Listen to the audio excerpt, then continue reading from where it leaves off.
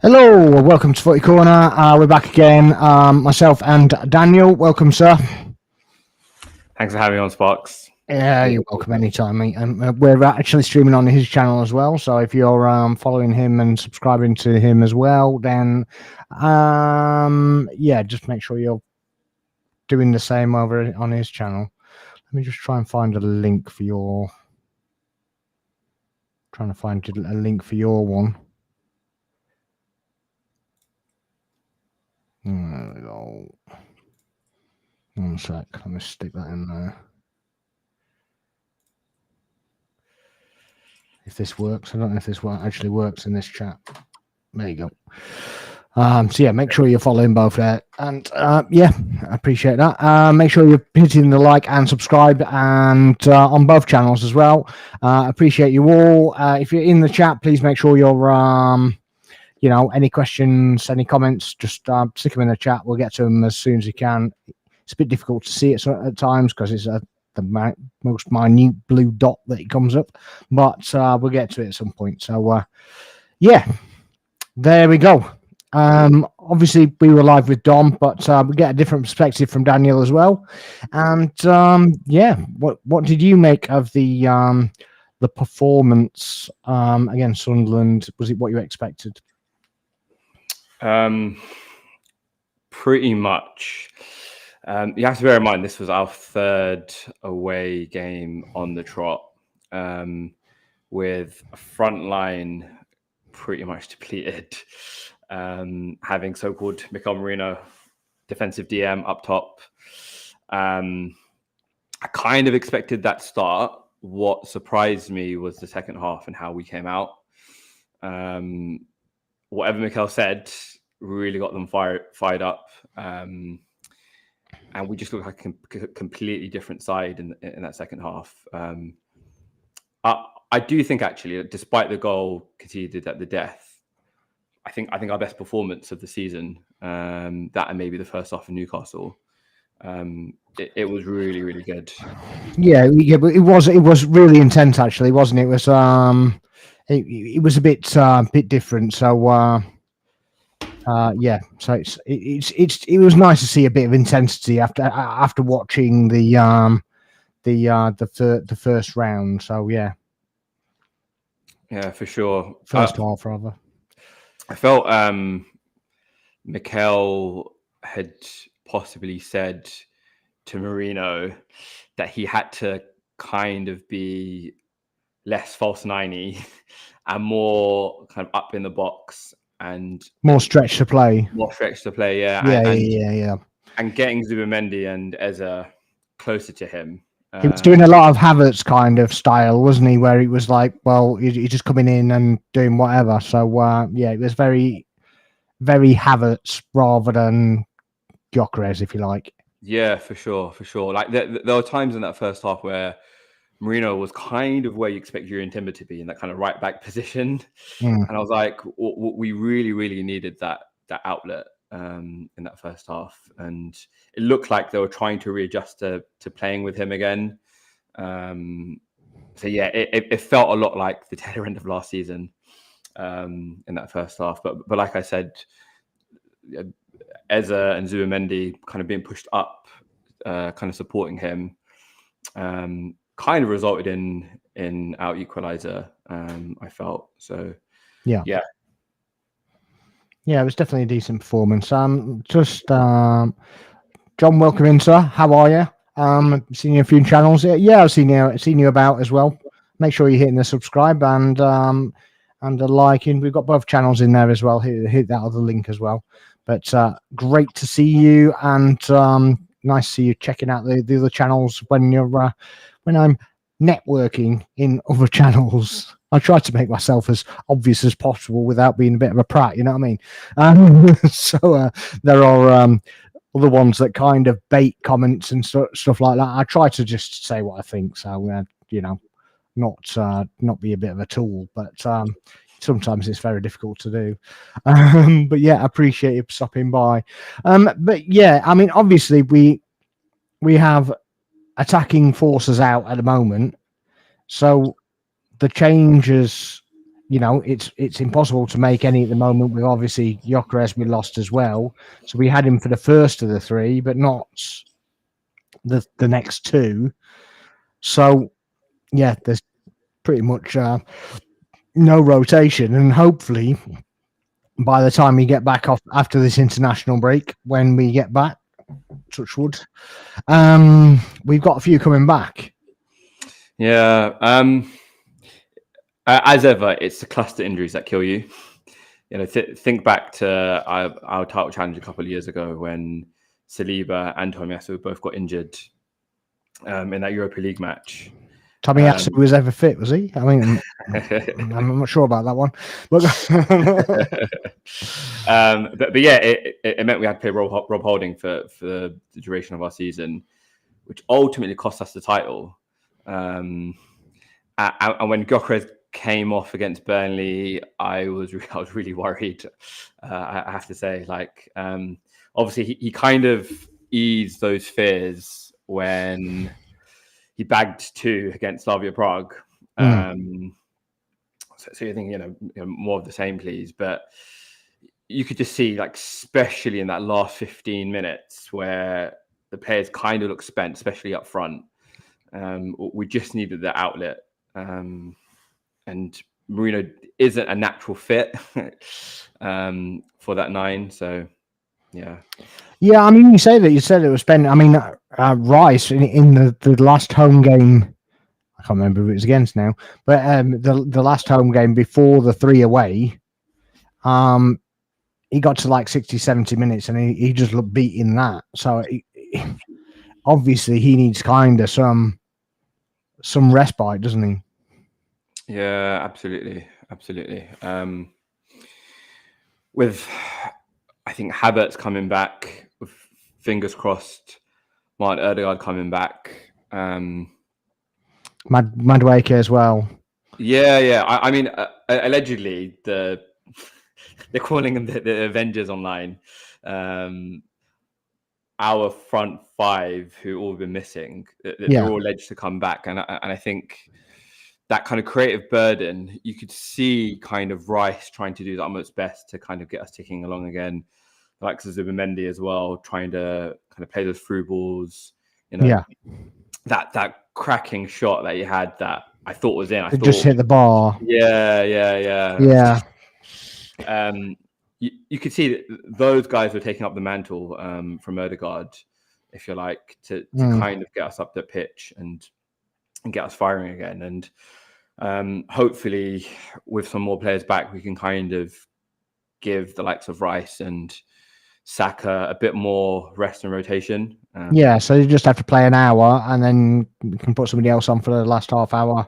Yeah, win the game in the first 60. And then... basically, yeah. But yeah, it's a lot of times with that we just don't get that that luxury, do we? I mean, it's obviously that they're all in the attacking line. There doesn't seem to be any injuries in the defensive line. There's no injuries in the midfield. They're all kind of focused on the attacking flair, if you like. And sometimes you just wish you kind of kept one of those and a defender's gone down or something, but it just never seems to work like that, does it? Yeah. I think when I do think to those last 15 minutes, you saw Sunderland power up from the bench and we didn't. It felt a little bit like the Mikel of old, where he would just kind of rely on the players out there. And there was an element of him kind of squeezing that lemon, trying to kind of get the most out of the players he had on the pitch. But I just felt like we needed a bit more control. Maybe Lewis Skelly could have brought that on for us if Mikel brought him on. Maybe a Norgard in the middle of that pitch. If Zubimendi was failing, if Rice was kind of looking a bit more tired and having a bit more solidity. That was my feeling at the time when watching it, and I still think that a good few days out after the event. Yeah, my kind of thing that I basically said yesterday to Dom as well was basically when wasn't really the substitution. It's just when the substitution happened, we just kind of fell a bit deeper, and it just felt like everybody was out on their feet, and automatically, what happened at that point, they just retreated that little bit too much, invited them on a little bit. Maybe didn't give them enough kind of respect from that point of view, and they just went, well, we'll sit back and we'll deal with it. But obviously that didn't happen. But substitution wise, do you think that there was anything particular wrong, or do you think that that's?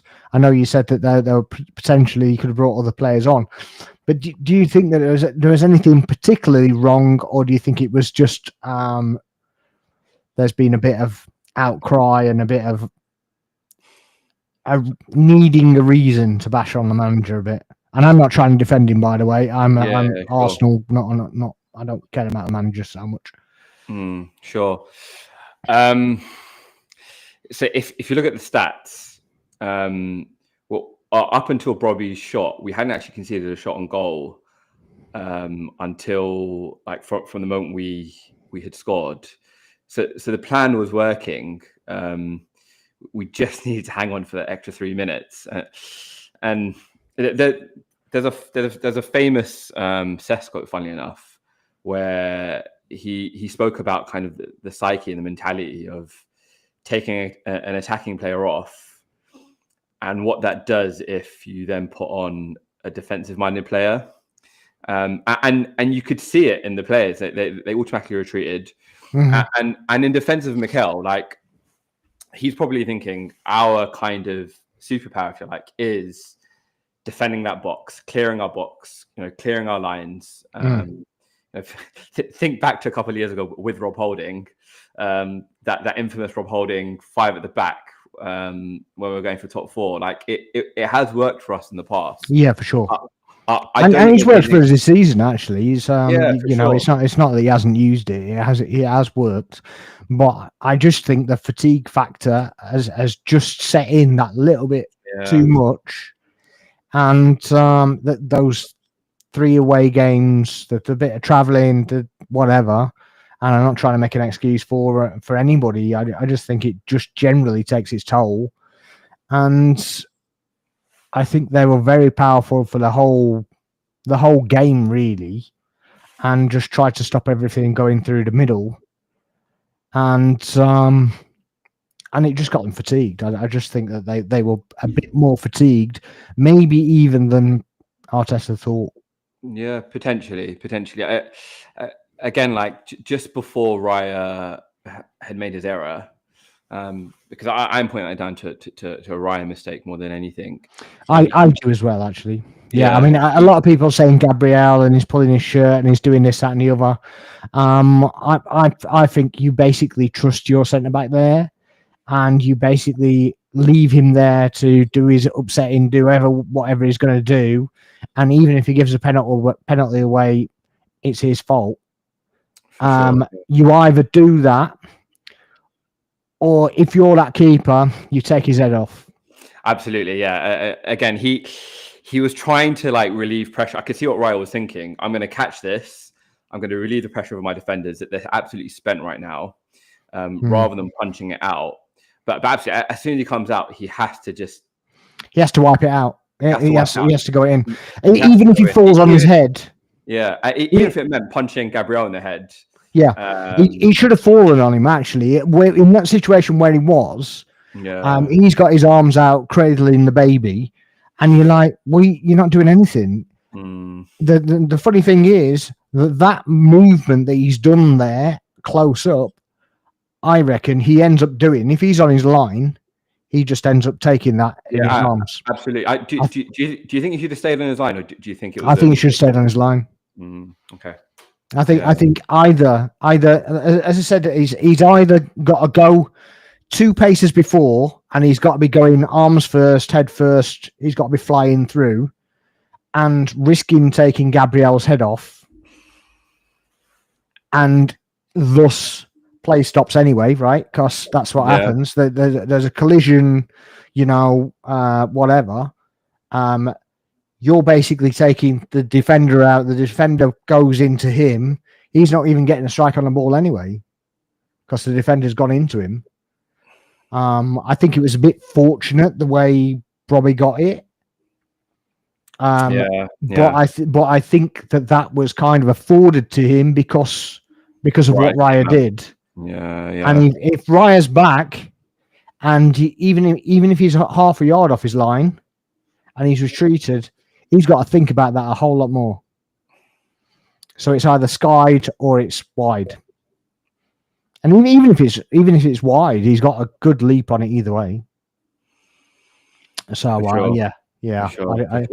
I just think one way or another, he's either got to wipe it out or he's literally just got to come back. But then he had a couple of shaky moments anyway, didn't he? Because he was over his near post. He kind of saved the ball and then forgot it, and then was looking around for it, and he's like, "It's right there, Ryan. It's right there. It's right there. Do I need to tell you again? It's just there." And then he goes, "Oh, it's there." Oh, fucking hell! Just giving me a heart attack for nothing. Come on. But yeah, it was. And then obviously, like seconds later, Calafiori and then Dan Ballard breaking our hearts, Helen breaking our hearts with that last minute clearance off the line. Like, Ballard was he was the man of the match. He was he probably the player of the weekend. We give him the MVP yesterday, so it was obviously that's. Give him his absolutely give him his flowers. But I want to get your take on this. Do you think we should have had a penalty when he elbows Marino in the head? Absolutely, yeah, without a doubt. Without a doubt. And I did you see the thing on TalkSport from Chris Foy? No, I didn't. So Chris Foy basically said, "You're never giving a penalty for that." All right, okay. And even I think it was Sam Matterface interviewing him, and I don't know if it's we all know it's set up on TalkSport anyway. Yeah, of course. And he basically said that surely it's about protecting the players, and he was like, no, this, that, and the other, and he's like, and then I watched the City game. Infuriating, and there's a penalty for tripping over his knee. What Gyökeres pen at Newcastle? It was less than the Gyökeres one, I thought. He brushed it. And the Pope one, I thought they were less than that. And then, but I was like, well, you've got an elbow in his temple. Chris Foy is basically going, oh yeah, what did he say? He said, oh, it's a natural position. He's using himself to elevate himself. You're like, he's not even jumping. Yeah, it's a joke. Yes, the guy's not jumping. And then he was going on about balance and stuff. And I'm like, yeah, he's leaning the other way. You use the other arm for balance, not that one. Yeah, absolutely. Yeah. So I actually thought Paulson was terrible. But I don't think it was just terrible for us. I think it was terrible for both sides. I thought it was just crap. I thought Calafiori should have been booked quite early on. He didn't get booked. Hauser and Mendy got booked for a well-timed tackle because he literally gets the ball. Yeah, he got the ball and Xhaka went over, but he did the same move on Eza. And nothing's given. So it's like, well, make it make sense, mate. Come on. Yeah. And then both sides, that one with I can't remember who it was that was on Eza down the wing, and he basically started grappling him really early on. And Eza, it was Ballard as well, wasn't it? It was Ballard, yeah. And Eza put his arms around him again to basically try and steady himself, and he literally grabbed him and threw him to the floor, and he got a free kick. And somehow Ballard gets a free kick. What was also a bit infuriating was that there was a moment where in the penalty box, Calafiori gets pushed into a Sunderland player. He gets pushed into a Sunderland player. Yeah. And then Pawson gives the foul the other way. I'm like, what is this guy doing? Yeah, what is this about? It was just terrible. I think it was terrible. The thing, I'll tell you what I liked the most though was the commentary team that basically said, John Goodman, please don't get me started on John Goodman. He's awful.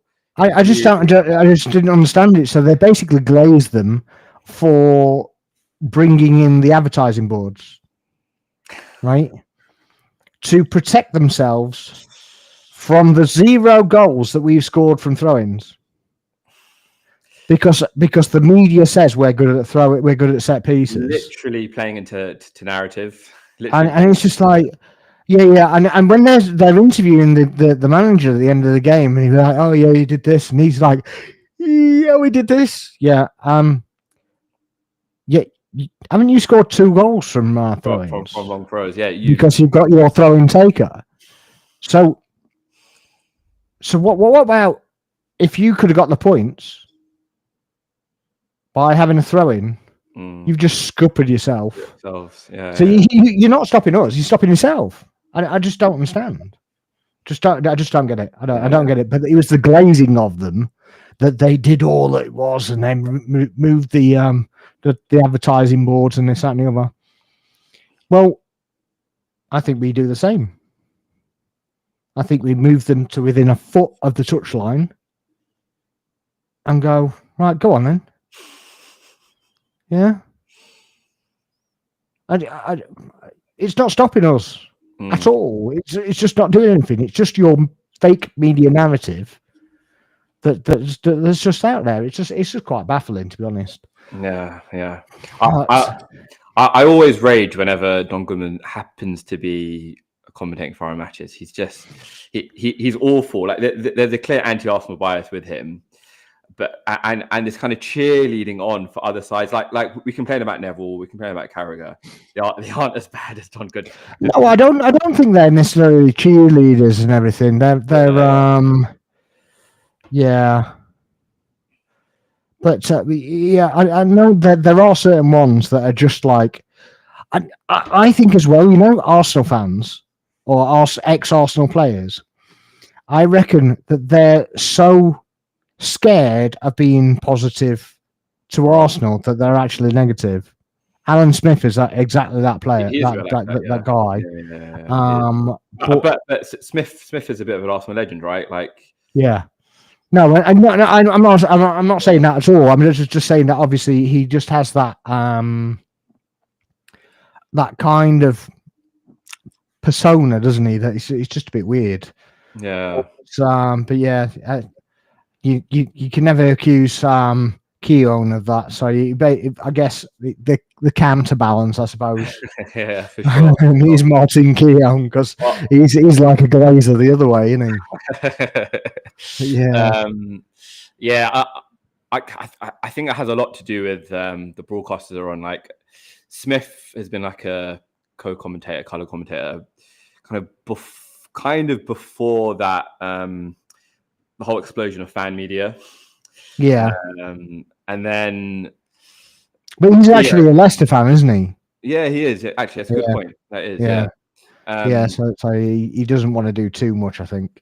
Whereas Keown being on TNT, I do think that the producers over at TNT or BT Sport, that they actively encourage that kind of, but you're an ex-Arsenal player, or you're an ex-Man City player, or whatever. Yeah, I think it's very TalkSport-esque, isn't it? It's very that much orientated, and obviously Keown does stuff for TalkSport as well. So good point. So he probably is bowing into that a little bit, and I think the producer actually of TalkSport is an Arsenal fan as well. So there's probably a bit of that goes on. Okay. I reckon a lot of the banter that comes from Cundy and O'Hara is aimed at the producer. I reckon that's kind of the thing that kind of goes on. But Adrian Durham, I reckon, is because his wife's an Arsenal fan. Okay, and he just winds her up. Interesting. Charlie put, hi Sparks, how's you? I'm all right, mate. I'm all right. Thanks for coming in the chat. Please make sure you're hitting the like and the subscribe. Anybody that's in here for both channels, the link's in there. Appreciate you being around. What will you say to FC fans who have Man City PTSD of them trailing them or sharks coming so they smell blood? Is Jurassic Park or Premier League? I would say we worry about ourselves and not worry about Man City at all. We know that they're behind, but we're on equal games, right? So at the end of the day, it's in our hands, and it ain't up to them whether they catch us up or not. It's up to us. That's what I would say. Yeah, I don't know what you would say to that. There's a long way to go. Like they've got Newcastle away next, which is not a given. At St James's, isn't it? But St James, yeah. I just don't know if they're the beast that they once were. I mean, for sure. Even at St James's, I don't think that's. I don't know. I think Man City will be all right. The first half of the season, going into February, I think it's going to be kind of a bit of a role reversal. Mm. So where we've petered off in the end, I think that they're going to do that. But just because it is kind of a transition, a 450 million quid transition, but it is a transition. So many new players, right? That yeah. So I think that I think injuries are going to affect them a lot more. Granted, if we get the focus on injuries again, then that could be a problem. But I think if we get one or two injuries in certain locations, I don't think it's a problem. I think if we have another run where it's 6 attackers out or whatever, or 6 defenders, then there could be big problems. But other than that, I think I don't think it's ours to lose, but it is ours to lose if it makes sense. We are ahead. We just have to keep doing our job and hoping they drop some points on the way and kind of release some pressure. But I mean, I can't lie. Like they play first after the international break. They play on that Saturday. It is a Saturday, isn't it? Yeah. Yeah.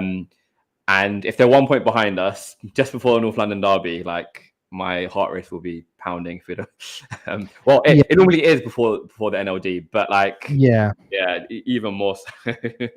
Yeah, absolutely. But I mean, I think Spurs are a bit depleted as well. If we can get even 2, maybe even 3 players back, I think that's that would be good. Obviously, the Spurs team is a bit depleted as well. So I think Mourani went down as well. So I don't think they've got a striker again. They've definitely got Solanke out. Richarlison's still there, I think. Richarlison, yeah, he was training at our ground as well when he played the Brazil game. It was hilarious. I have to say. He didn't look happy, did he? Top off. Yeah.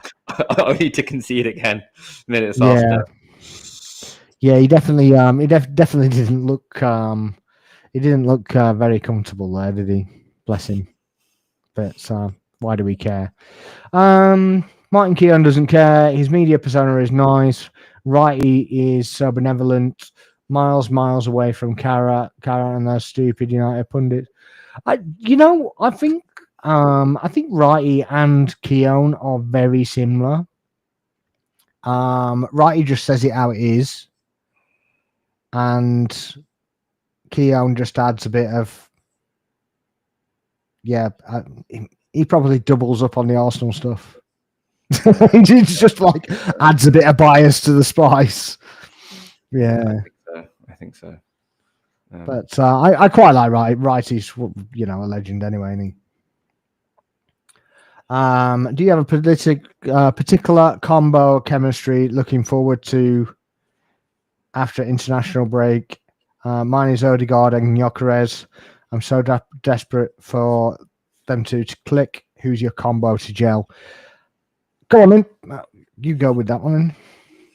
I agree about the Odegaard and Gyökeres combination. I think I was reading an Athletic article earlier on today about Arsenal trying to kind of play a lot more of the through balls to try and play through his strengths. We're top of the through balls, actually. Yeah. We only go for corners, but we're top of the through balls. So I think that makes sense. Yeah, of course. And as well, like that kind of that right hand pod, kind of as a trio. If you think back to that 23-24 season of Havertz, Saka, and Odegaard, I'm looking forward to the three of them just combining again. It's a kind of a weird kind of roles reverse situation where, last season people were complaining about our left-hand side not being that good. I think this season our left-hand side has been a lot more stronger than our right in a lot of ways. Saka hasn't really been firing on all cylinders for me. Obviously, he has been injured, and there was an illness as well during that Palace match. And again, there's a lot of chop and change there without Odegaard being there. And that combination of Eze and Saka and them kind of knowing each other's game just hadn't clicked yet, I didn't think. So the three of them as well, Havertz, Saka and Odegaard, coming back together to kind of bring back those days from the 23-24 season, I'm also looking forward to. Yeah, I mean, look, Havertz is there to give Gyökeres a bit of a rest. But I also think that he can be used to springboard Odegaard back in. I also think he can be used to play Eze actually on the left, where he was actually brought in to do. Basically, I think that Trossard has been used more purely because he's very similar to Eze. So I think that that's the role that Ez is going to slip into, and I wouldn't be surprised if Leo goes in the summer, and he comes into that, and we get another left winger. So it's a bit more of a developed kind of position. So I think that there's probably going to be somebody that can play a winger or an inside forward instead of one or the other. Yeah, and that would push then Eze further in field, and then we'd essentially play with 2 8s. Mm-hmm. I see that as well.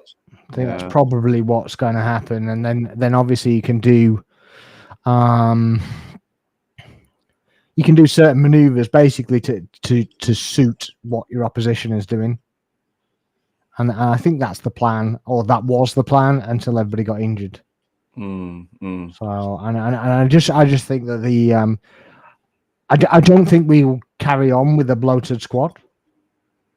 I think it would for this season and maybe next season, and then they'll look to slim it down and bring like academy players through. I think there's probably been a few stop gaps brought in to kind of fill holes for when actual youth players are ready, because as good as Lewis Skelly was last season, there were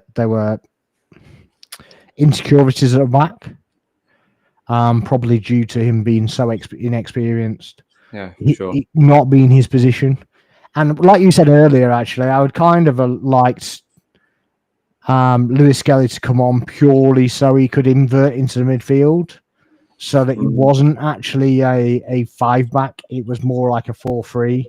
That's a good point, yeah. And then the forwards just doing their thing, just trying to break things up and not coming so deep. But that's another kind of deal. But Havertz is going to be. I think you're going to see Havertz and Gyökeres playing the same team, because he can bring the ball down, so he can be more direct. And I don't know if you kind of noticed, and Dom mentioned it yesterday, that when Havertz kind of came back and in pre-season and such, like, he was stretching play rather than coming short and trying to play in front in pre-season. Yeah, in pre-season. Yeah, what do you make of that? What do you put that down to? What do you think that was the purpose? Was that? Do you think his game's going to change completely, or do you think that was kind of a temporary thing? I think Mikel has kind of honed in on the style now to be more direct, to kind of go over the top a lot more, to put those through balls in. I think he'd want Havertz to kind of do a similar job when he's up top, because it's kind of become our identity, if you like, in terms of how we play with Gyökeres. I think it will kind of take a lot to kind of go back to kind of that false nine position, which he wants him to go back to. Talking about young players, actually, I had a thought about Ethan. Yeah. Like, obviously, it seems that Mikel and maybe the club, maybe himself as well, has kind of shoehorned himself into this number 8 position. And it did occur to me that maybe Ethan could come on for the likes of Saka or maybe even Trossard. And then maybe having Saka back on that left-hand side and having Ethan as a right winger. But there does seem to be a lot of reluctance and reticence to have Ranieri as a right winger like he was playing last season. I mean, what are your thoughts, Box? So Ranieri, you're talking about Ranieri playing on the wing? Yeah, we just haven't seen it at all this season. Number 8. I think that's probably more to facilitate Downman than anything else. I think it's basically it's a protection thing, and I don't think he feels he needs protection anymore. He's there for a bit of rotation, so they generally start players out on the wing when they just need that little level of protection. It's not quite so dangerous, is it? You've normally got a fullback that can kind of protect you. You've got another midfielder, whether that's Saliba this year. You've got you've got a bit of a safety net. So I think he's been tailored for the midfield role, the 8 to 10 role. But the opportunity just hasn't arisen that he felt that he was comfortable to do it, I think. So I think it's more of that, really. And I also don't think that that he's been fully fit. Ranieri? Yeah, I think that there's been something. He's either been told to bulk up and he'll get more game time, or that he's carrying something very slightly. That's my thought. I don't have any evidence of that. He just looks to the way he walks sometimes. I just think that he's just not looked altogether comfortable. What we got here? Why Sparks? Please explain why you feel Eze is suited on the wing. Why not play him centrally as a floating 10, inside forward, or as a second striker? Well, I was younger and not on the wing, but not in the 10. So basically, doing the role that Trossard does, where he doesn't get chalk on his boots, and then he can float. So he can go out to the wing or he can come into the box. So it's basically doing the same role. But I think that if you get a designated winger from there, whether it be a Martinelli, whether it be whoever it is, I think that then you push him into the left 8, left 10, whatever it is, and then he duplicates the attack with an Ødegaard. I think that's what the aim is, but obviously Ødegaard hasn't been fit. He's been out for 11 games this season, so he hasn't had the opportunity to try it. So I think that what's actually happening is he's taking the Ødegaard role. We're not as targeted to the right-hand side like we were because he's naturally left-sided. So you put an Ødegaard in there that naturally drifts right, Saka is on the right. You've got Eze that naturally drifts left. You've got Gyökeres naturally drifts left, and you've got a winger.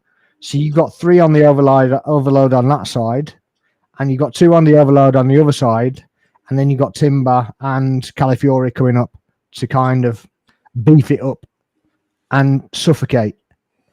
I think that's what the plan is. But I know not. I'm not in the know. That's just what I foresee. So, but yeah.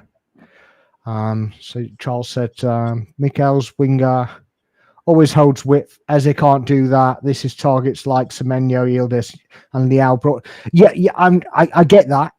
I'm not saying that. I'm saying as a fix, right? For a right now fix this season, right? Because we don't have a winger.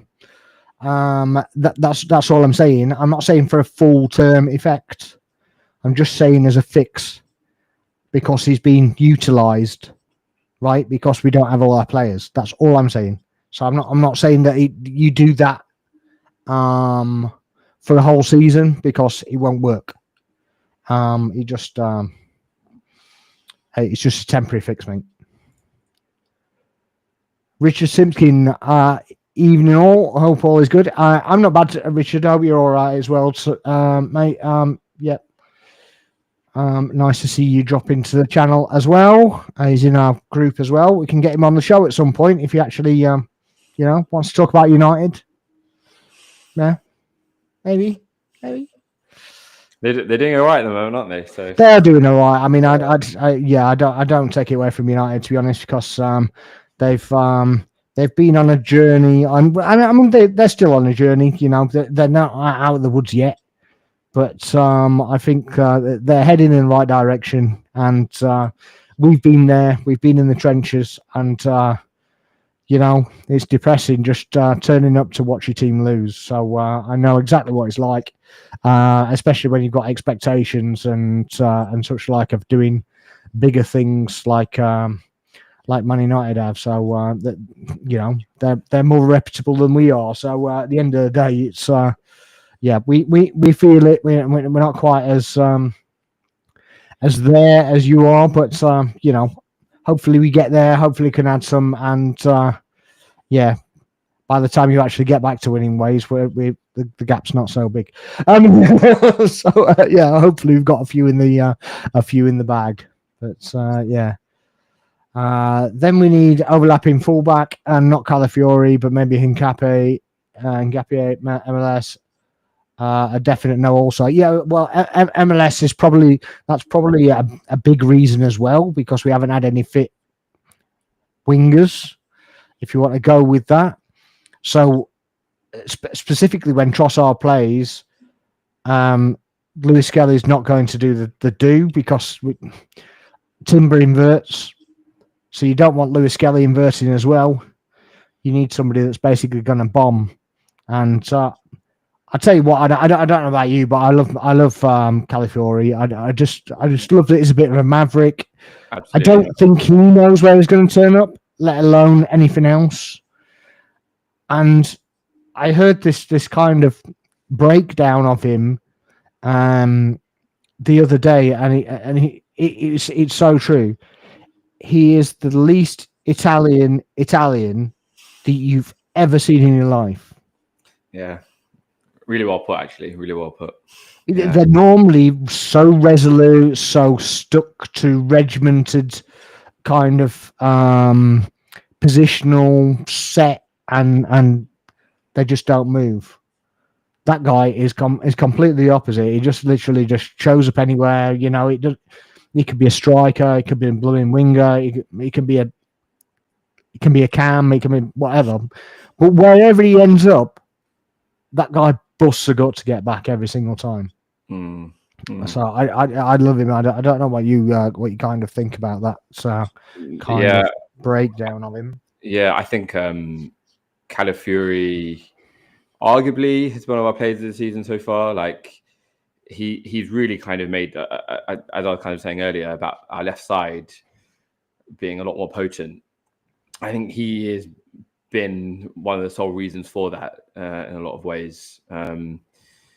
his overlapping, his underlapping, his shots from outside the box.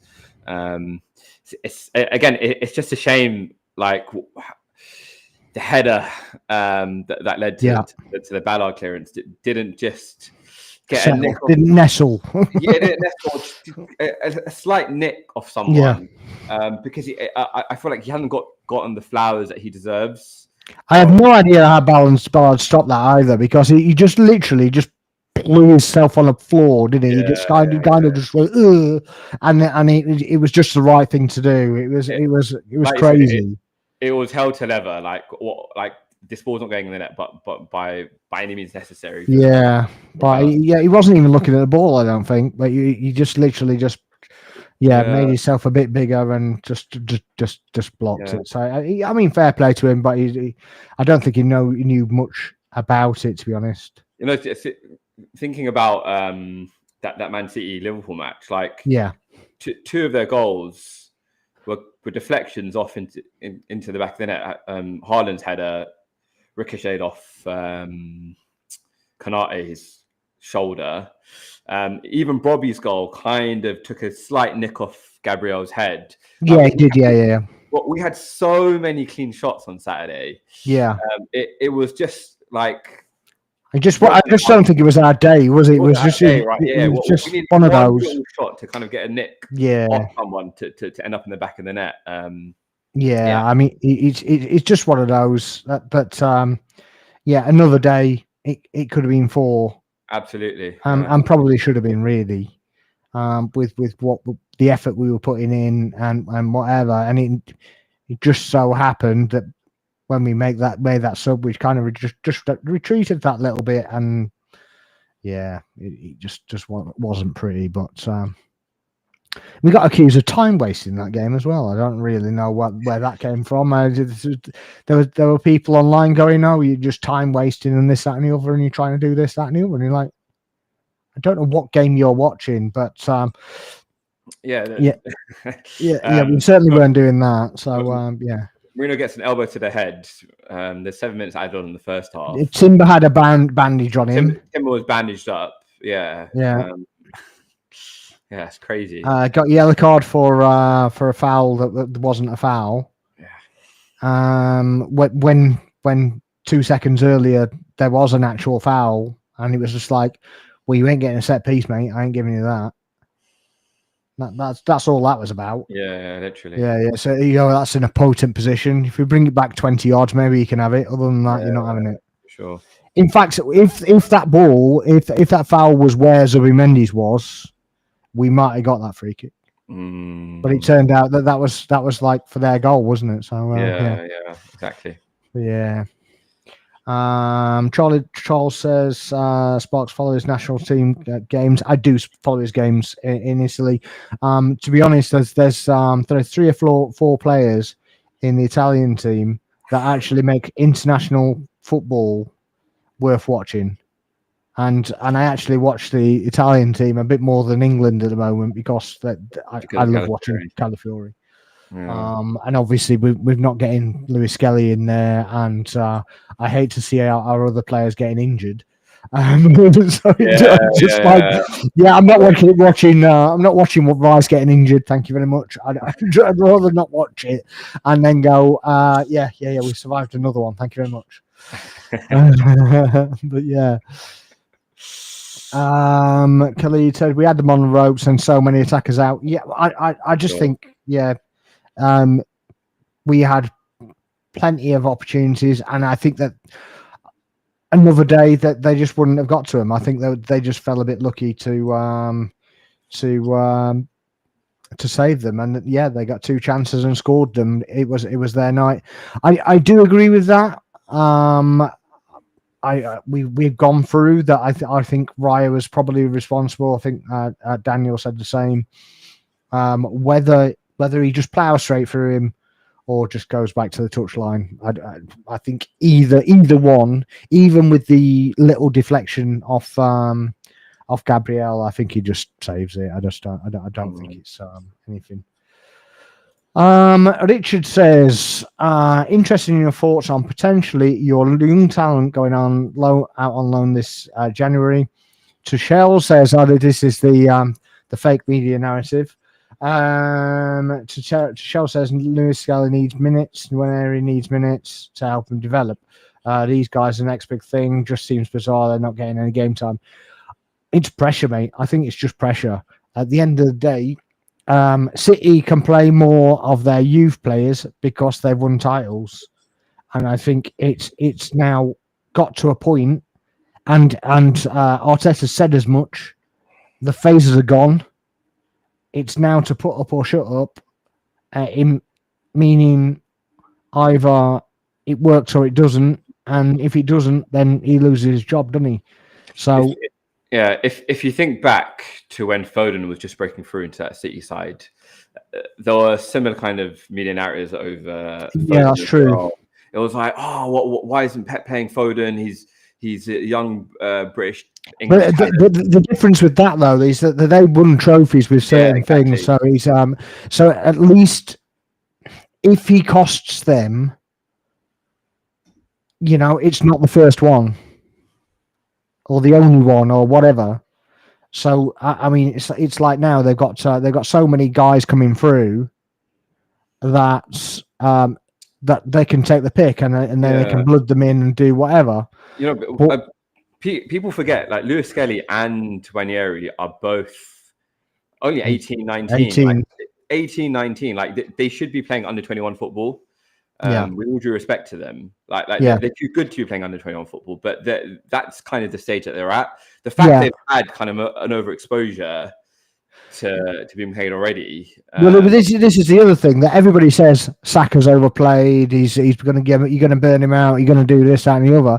And then on the other hand, it's like, well, you're not going to get picked for England because you're not playing for your club, right? Okay, fine. Call him up to the under 21s then. Yeah. That's your answer. Exactly. Play in the under 21s. Exactly. As in not our under 21s, England under 21s. And prove a point that way. But I don't like all this. I was kind of a bit of an advocate of Tuchel, but he's kind of rubbing me up the wrong way, to be honest. Because I don't think he should be demanding that anyway. He should just go, well, you're not picked. And that's it. Yeah. It's not up. It's not up to the narrative. It's not up to him to create narratives around whatever. And now you've got Sky making up false stories where he's going to get sold or he's going to get loaned out or he's going to get this, that, and the other. I don't think he needs to be. The amount of minutes that he played last season and Waneri was more than any 17, 18-year-old would ever play. Absolutely, fully agree. So and pretty much, if it got to that point, it would be a case of, well, you're risking his body by playing him too much. So I don't really like that too much. And if we do think about January, if we do happen to get past Crystal Palace in that EFL Cup match, we would have a two-legged semi-tie. In Jan, there's Khairat Almaty that we have to play in the Champions League, which I'm sure both of them will get minutes for. There's an FA Cup tie in January as well. So the minutes are there. There's time, isn't there? There's games that you're going to play, because obviously the Khairat game is at home as well, which obviously they prefer to play them at home,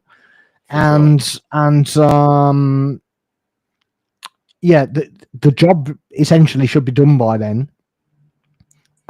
Fingers crossed. I'm not trying to be arrogant about that. I mean, we're second in the group now. We've got to play Bruges, Inter, Bayern, and Khairat.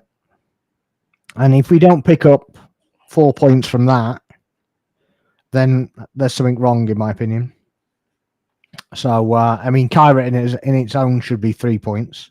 For sure. And I get other teams have struggled, but they've struggled there when they've done all the travelling. Yeah, we don't have to travel. We're at home, so we should use that, and we should be just picking up 3 points.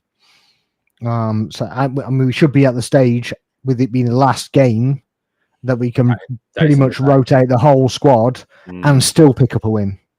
For sure. That should be the theory. So yeah.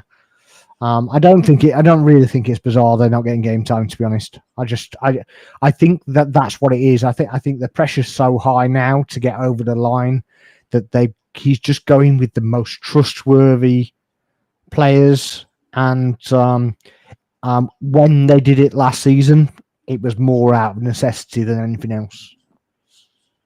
So that would be my take on that. Charles says, does Raya worry you guys? Beginning of Atletico match. This match, his Brentford CV show many times.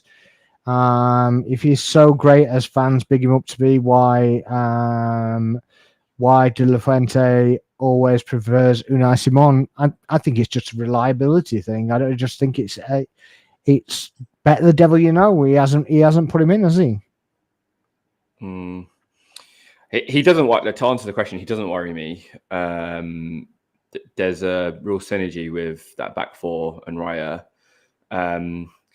He is so comfortable sometimes at playing out from the back that one time out of maybe 10 he's going to get caught out. You think back to that North London derby a couple of years ago where he played it straight to a Spurs player. Again, that Atletico match again, he was almost trying to do too much there. But yeah, he doesn't worry me. Like, part of the reason why we've gone on this kind of awesome clean sheet record is because Raya has been so proactive in coming off his line, smothering crosses. He's adapted in his game as well. So he doesn't normally play like that. So he's basically changed into an Ediston type of player. So it's obviously as well. It's just a different game for him. So he's adapting as well. So but I don't think it worries me either. It's just The second question: if you're so great as fans big him up, why does De La Fuente always play Unai Simon? In national clubs and national teams, there's always a hierarchy of players. We saw it with England, right? Well, this is the thing with Pickford, wasn't it? Yeah, exactly. So Pickford, Ramsdale, they're all going to be in competition for it. Yeah, like for me, Pope is arguably just as good as Pickford, but it's a terrible distribution, though. His distribution is awful. Yeah, for sure.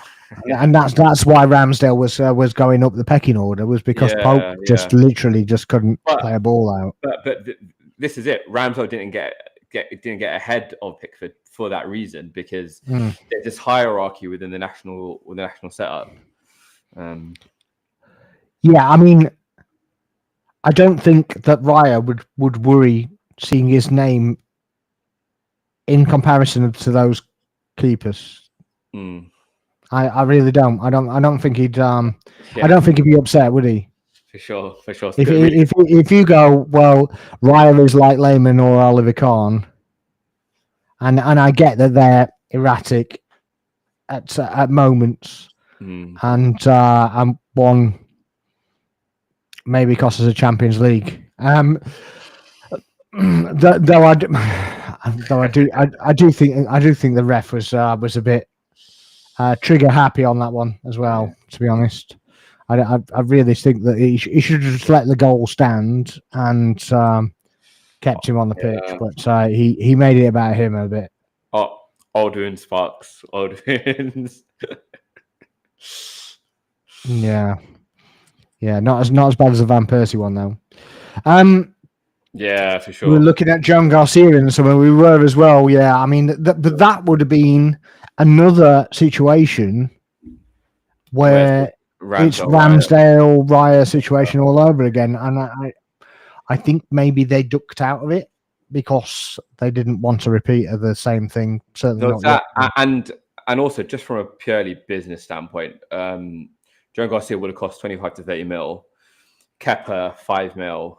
As backup, like it just made sense. Like we had other business to attend to in that window, rather than paying the goalkeeper situation again. I actually think that United could have done worse than getting Kepa. To be honest, at that time, for 5 million quid, I think that they could have done that, and I get that they went in a different direction, but Yeah, I think that they could have done much worse. I think they were clearly desperate to get Martinez, to get Emmy. But I actually think Kepa's a bit more reliable than Martinez anyway. Yeah, I can't say he doesn't have an ego, but I don't think he has the ego of Emmy Martinez.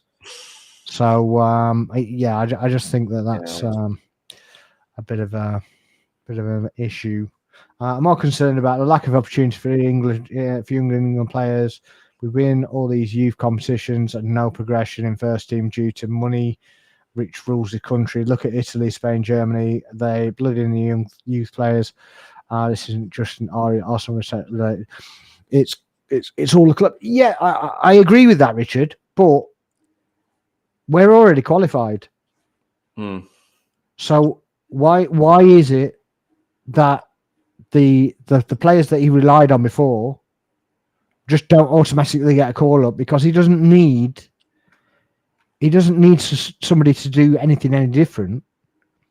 He just needs the players that he's had in there to get the progression where it is now to continue doing it.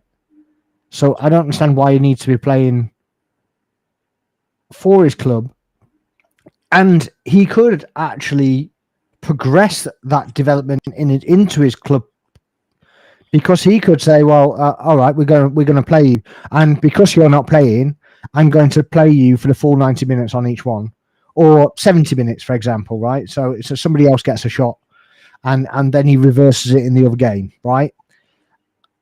But he performs that well that when he gets home, Arteta has no choice but to pick him.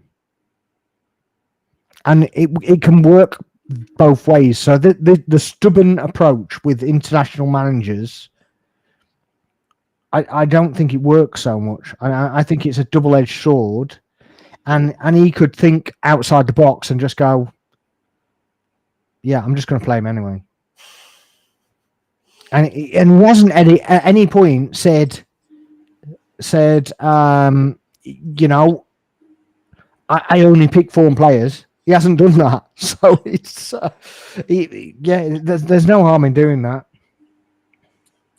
But there we go. Don, welcome in, mate. How are we? I just got home, but wanted to stop by to wish you both well. Thank you very much, mate. Hope you're all right. Hope the trains are a little bit better than yesterday. Yeah, and he got a bit stuck in the old train journey home, and on a single line. Basically got a broke down train in front of him. He didn't know if he was going to get home and make it or not. So but Ramsdale and Rea. But I think that's what John Garcia would have given you. Sure. Yeah, and really good point. Yeah, I actually think for 5 million quid, and have we got one of the better second keepers at least? I mean, how many teams does he get in as a first keeper? I'm not even sure he's not better than Sanchez. Yeah, the vast majority, I think. Yeah, I don't even know why they sell him. Yeah, you know, I just keep him. But yeah. I'm very glad Ramsdale didn't go to Chelsea. Because I am as well. I don't want a reason to hate him. Yeah, I didn't need that. I didn't need that in my life. I don't mind him in Newcastle, to be honest. Even if he's playing second fiddle, but I do feel sorry for him playing second definitely. But welcome in, Dreamers. Guys, make sure you're hitting the likes and subscribing to the channel. I appreciate you. Appreciate that. Kepa is a class backup who won't complain. Yeah, he's come in as a backup. Whether he actually pushes to be a number one, I'm not sure he will. I'm not sure if he's really that bothered. Maybe he is. Maybe he isn't. I don't know. But he'll get cup games. I mean, he'd have got the Champions League game, wouldn't he? If he'd been fit. I don't know what was actually wrong with him. Yeah, good point. I think it was something to do. With his thumb or something. I don't think it was anything major, but it just Ramsdale is at his level right now. Do you think he can start for anybody in the Premier League? Who, Ramsdale? Ramsdale, yeah. Yeah, a number of clubs. Chelsea included. Yeah. I agree he could have started for Chelsea when I mean, Sanchez hasn't been too bad apart from getting a stupid red card. But in fact, didn't he get 2? I'm not sure if he got 2 or not, but he definitely got 1. Yeah, 1. Yeah. But I think Kepa's better than Sanchez. Certainly of Sanchez of last season, if you're going to go with that. Yeah, I think Ramsdale's better than Vicario at Spurs. Yeah, probably better than Vicario, especially at playing out. Yeah, for sure. Positional play. Did you see Vicario's positioning for the United goal? Yeah, it was awful. I was like, wait, are you a professional keeper or something? I just couldn't stand. He was going backwards in the goal. I mean, the only thing is, if you go backwards, you've got to propel yourself off the back foot. Yeah. And yeah, so Dom's agreeing with Trimless. 100%. Yeah. So yeah, he could start for Bournemouth. The irony. Yeah. Absolute hands down. Yeah, and West Ham. Yeah. And West Ham. And Palace. For sure. Spurs. Yeah, I agree with this as well. I think Fabianski is better than Vicario. I really do. I mean, not the one we had, but peak Lucas. Yeah. Peak Lucas for sure. Yeah, but I definitely agree with that. I think I think he's lightweight. I just don't think he's.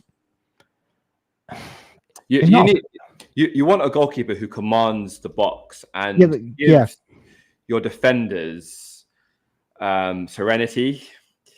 Vicario inspires the complete opposite of that. He inspires nerves and nervousness with his positioning. Maybe Henderson. Yeah, maybe. Yeah, maybe.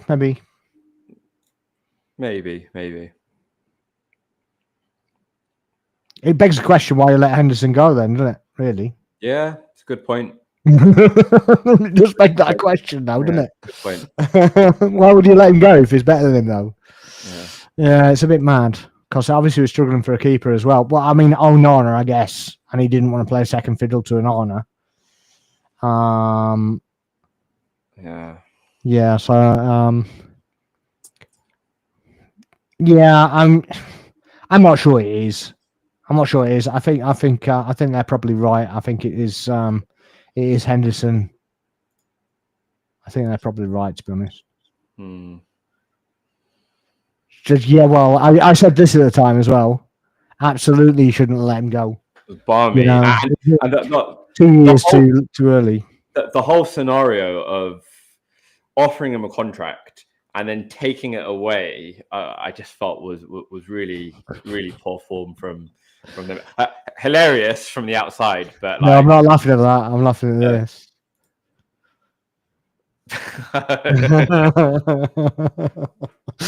Distracted by a pigeon. Yeah. He's like, go, want to take him home. What's he doing? Stop watching the pigeon. Watch the pitch. Yeah, that Southampton games, both home and away, still gives me a bit of PTSD. Yeah, I mean, yeah, in that season, complete red flag, wasn't it? That Jesus, absolute red flag. Yeah. Trimless, you have to get in our group, and if you want to come on at times, you just have to give us a shout, mate. I can add you to the group when we're done if you want. But yeah, it was so bad. So bad. And then he does an interview where he goes, I can't concentrate. And then he's going, you can just imagine the directors of Arsenal watching the interview going, what?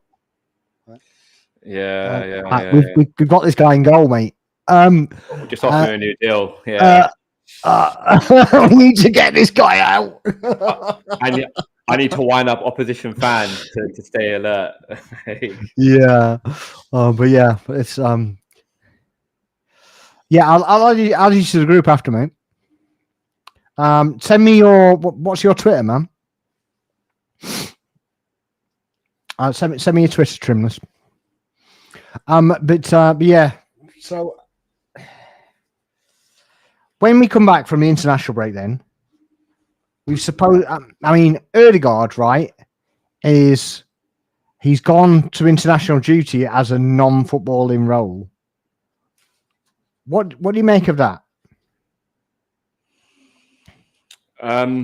He is the captain for Norway, so I can see it from that perspective in terms of him having that leadership role within that group, and him having that role on the sidelines. I'm okay with it. It keeps him connected to the group. Yeah. Sorry. So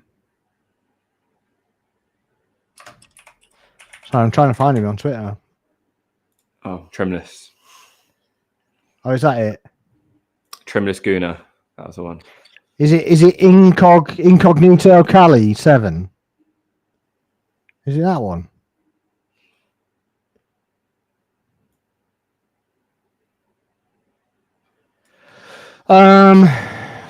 Yeah. So I just think it's a bit weird that he and Don was saying actually it was a bit more weird than I was making it, to be honest. And it was like, well, yeah, it is a bit odd. But yeah, it's okay. Yeah, I got you then. I got you. Yeah, that's what I got.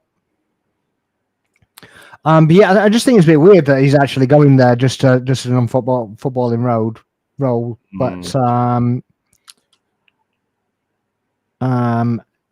yeah, so he's going there.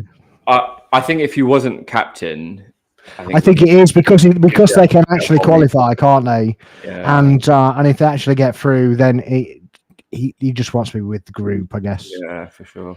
But do you reckon he's that close if he's joining up with the international squad for non-footballing reasons? Do you think he's just going to take a training regime with him, or what? Well, again, he was rumored to be back for the Spurs match. Yeah. I think when he did his knee at West Ham, it was an international break soon after that, and he went away with them anyway at that point as well, in that kind of non-playing role. So yeah, I would imagine Arteta would want him back at Colney or Sober earlier, though. Yeah, but especially if there's going to be if rumours are to have a behind the closed doors match for Jesus during this period. So okay, cool. One sec. Richard's got an interesting comment. I'll catch up with that in a second. You can log into the thing, and you can actually, do this crap at the same time, rather than both of us just doing that. But there you go. You are in. There you go. Okay. So Richard says, explain this though. We let one of the best keepers in Premier League history leave for free and then spend £50 million on a bloke who had 3 decent games for Inter Milan. Best thing Onana did was sniff cocaine off the back of an Amsterdam. Okay.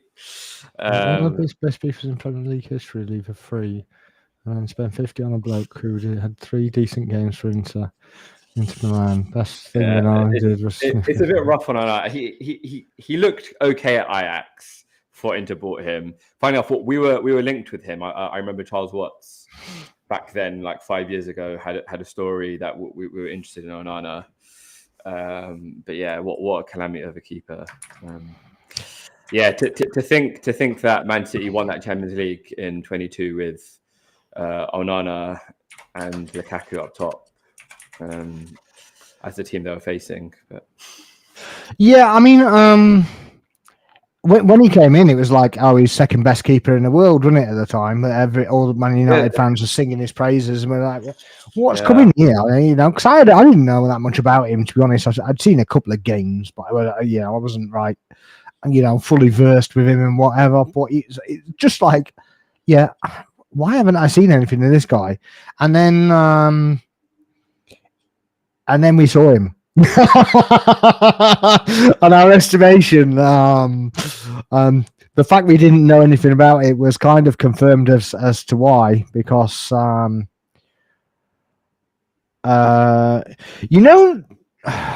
don't know if I should say that. The film White Men Can't Jump. No, I haven't seen it. Go on. Yeah, I haven't seen it. Right. Okay. So it's all about basketball players and how white. Oh, okay. Yeah. Can't dunk. Right. Yeah. Is that a role reversal of that? Right. Because there was him. Who's the Chelsea one that was good for one season? What's his name? What's his name? The Chelsea keeper. It literally lasted 1 year, and then anyway, you get my point. They've had so many players, Sparks. Like I know, but he was. No. It was not like that, but very similar to an honor, if you know what I'm saying. Just unbelievable that he just can't. He's not a goalkeeper. He's just not a goalkeeper. And how the hell he got away with, what is it, 170 grand a week or something like that? And then when you think that he's like, he's then not getting in the lineup for a youth keeper. Mendy, that's it. That was it. Mendy. Oh, Mendy. Yeah. Well, thanks, Khalid. Gotcha. Similar sort of profile, right? Very bouncy, very aggressively going for everything. Doesn't matter if you don't take the ball at all. You just keep going. I always remember that one. I can't actually remember who it was against, but he literally ran out, and I can see Mendy doing the same thing. Literally ran out with a punch like going. I'm like, ball's gone, mate. Ball's long gone. Or the other one was like, oh, the striker can see you coming, and it's just dipped inside a little bit, just gone. Yeah. Now I've got an empty goal. Thank you very much. But yeah, absolute mad. Yeah. What else you got? Yeah. So Richard said that first as well. So yeah, Richard said Mendy as well. Tottenham, Bayern, Chelsea game predictions. What we're feeling. Right, for our games, obviously. Okay, got that. So the Spurs game prediction for the Spurs game. 2-0 Arsenal. But bearing in mind, we're doing this blind. We don't know if those players are actually back. So whether they're back or not. So we're going with today's squad. No new players. Let's go with that. Yeah. Regardless, I still think 2-0. So you're also going with a 2-0. I would. I'll say the same. To be honest, I still think I'm fine with a 2-0. The Bayern game. But firstly, before we do that, do we fully rotate for the Bayern game if we can, or what do we do? This is Bayern Munich. These are the games that the first 11 are chomping at the bits to play at. Despite Chelsea being huge, the following weekend. It's away at Chelsea, by the way. Yeah, I know, but we're in London, so it's not like we have to travel far. It's there's going to be if there's going to be any rotation, it's going to be light rotation. Like maybe a Hincapié coming in for Calafiori or a Lewis Skelly, but the big hitters are going to be there. Saka will play, Saliba will play, Gabriel will play. And certainly right. It's one of the biggest games of the season, and these players have earned the right to play in that match. Yeah, I mean, arguably, that's probably our biggest game of the group stage, isn't it? That's the I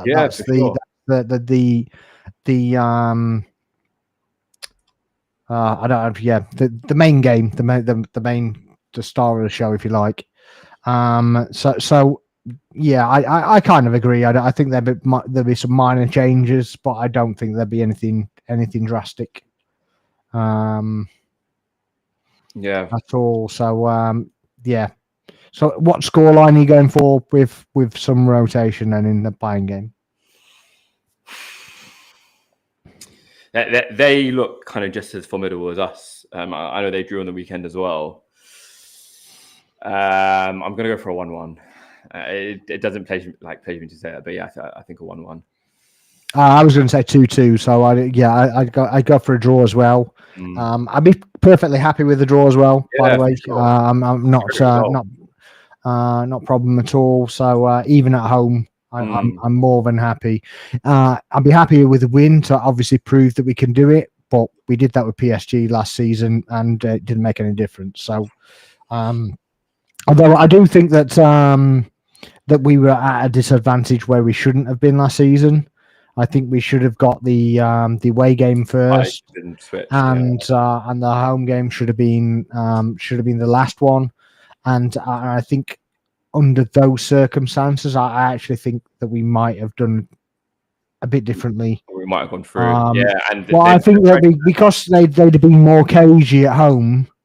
Yeah. Not wanting to run away with it, do whatever, and then it might have played into our hands a bit. And I know that's hypothesizing, but I do think that that's the way it works now. Is the way it should have worked in the first place. There shouldn't have been a draw for home and away. If you finish first, you should be you should get the optimum way round. Yeah. If you finished 8th, and you should carry that number all the way through to the semi-final. Obviously, the final's the final, so it's redundant by that point. But I do think that was a mistake from UEFA last season, and I don't think that's it's not going to happen again unless they change the rules again. But yeah, I think it was a bit of a power trip their way, which things normally are, aren't they? Yeah, for sure. But there you go. Chelsea. Sorry, the Chelsea game. Game. I reckon 2-1 Arsenal. Yeah. Yeah, I think the same. So we're actually on the same page. I just got a 2-2 draw rather than a 1-1 draw. I think we get maximum points from that. So I just hope we get through like that bit of a mini surge, because I think that it might be that City kind of drop a few points on that kind of escape. Even if they draw with Newcastle, I think that might happen. I'm not too confident about Newcastle, to be honest. Soon, they haven't been the best of form, but St James Park is a tough place. No, awful form, really. And then Fulham away after they have Leeds, I think. So that's a tough place to go to. Craven Cottage is a tough place to go to. So yeah.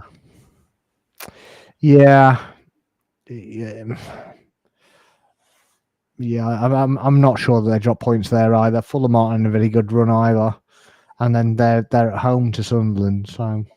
And we have Villa that week, so I'm not entirely convinced. But anyway, we can keep going with that crap until we're blue in the face. You just got to take each one game at a time and just keep doing our stuff.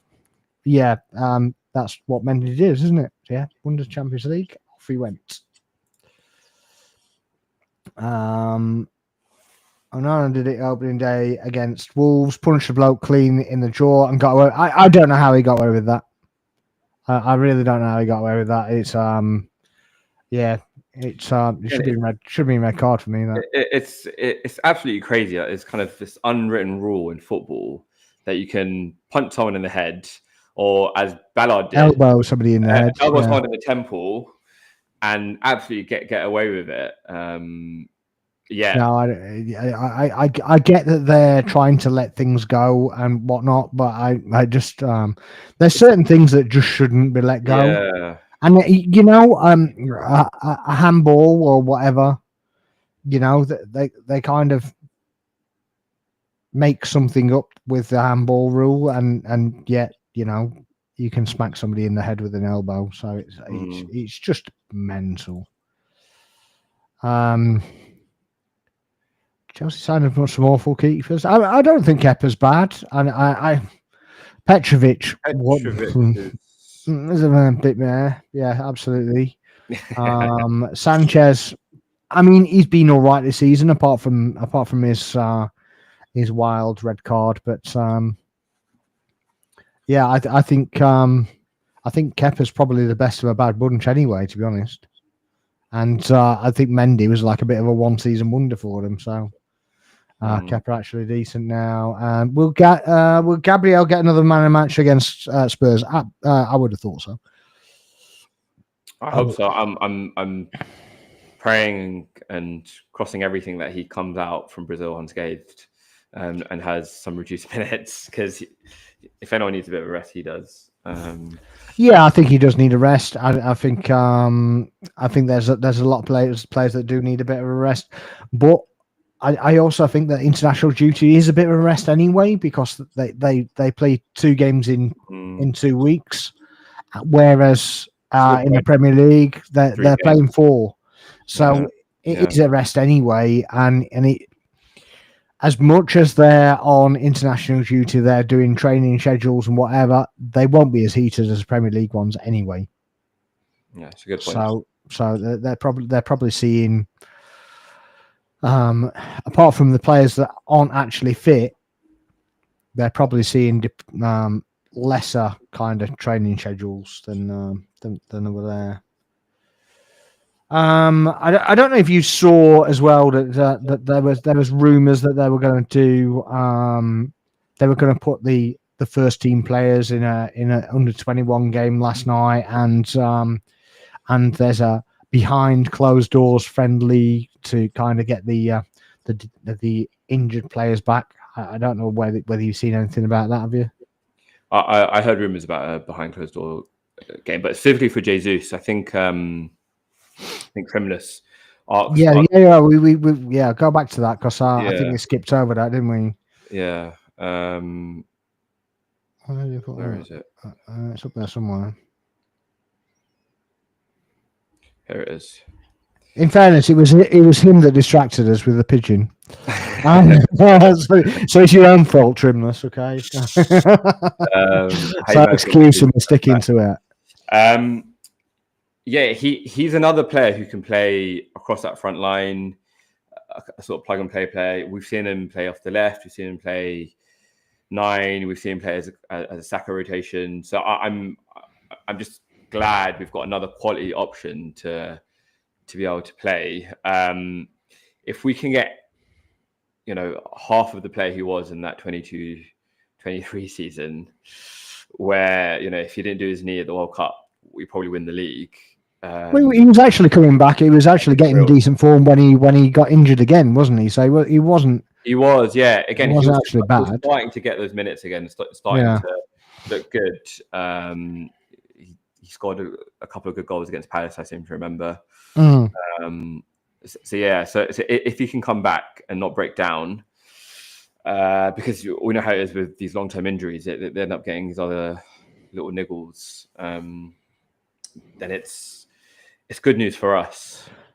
The thing is, we need to get him to the end of the season, really, with a bit of time under his belt, so that we can sell him, really. And which is why kind of these cup competitions are so important, really, for the players like Jesus.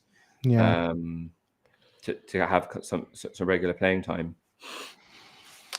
Yeah, but it's just nice to get everybody back, really, and just have the options off the bench and just Yeah, I mean, I can see him not even making the bench. To be fair, initially, What, even over Christmas? maybe just after that Christmas period because there are so many games. But Yeah, but he's supposed to be back middle of December, isn't he? initially, that's when he was penciled in for. But he started contract training. Right, so he's basically more or less ready. He's more or less ready to go. Yeah, he's ready to go. Well, I But mean, hopefully he's there as an option, isn't he? And yeah, then we can stick him in there. So yeah. we can only hope that he's back and raring and yeah, we can get this thing done so we can actually. It wouldn't surprise me if he doesn't make the bench for Spurs because he's going to be at sober. I wouldn't imagine he's gone to Brazil.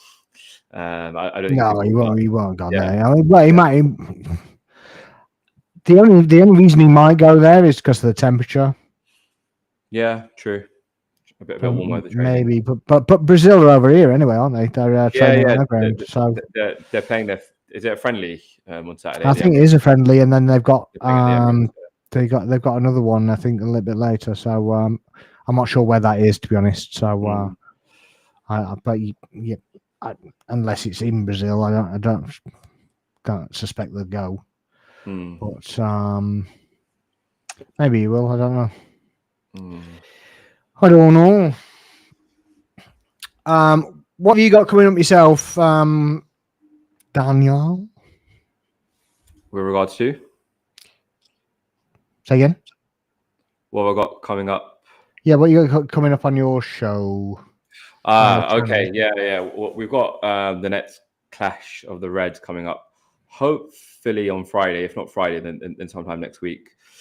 We had to postpone because I was ill yesterday. I had a fever, so all the boys were. I let down the lads, unfortunately. So hopefully we can put our show up either on Friday or sometime next week. Didn't they do it without you then? After No, well, they wanted the Arsenal perspective, so okay. So I was like, okay, fine. Okay, fair enough. Indeed. Right. Well, I think we've kind of covered everything for today. So yeah, we're probably going to do another one with Dom tomorrow if he's around. I don't know if you're around, but I don't think so. Yeah. But hopefully I can drop into the chat if you guys. Yeah. Obviously, it's always good to have people in there. But yeah, I appreciate you jumping on today. Yeah, thanks for having me on, Box. It's been a welcome anytime, sir. Anytime at all. You know that. We are looking for more people. So if you you're a fan of any Premier League club, really, just give us a shout. Drop us a comment in the comment section below, and we'll drop you a message back and see if we can get you involved as well. So yeah, we're always looking for more people. So if that's you, please make sure you're dropping a message in there. If you're just watching and you're seeing this on replay, please make sure you're hitting the like, subscribing, sharing it out, dropping in comments, and we'll get back to that as well. In the meantime, I'm Spox. This has been 40 Corner, and we'll see you next time. Good night. Thank you very much.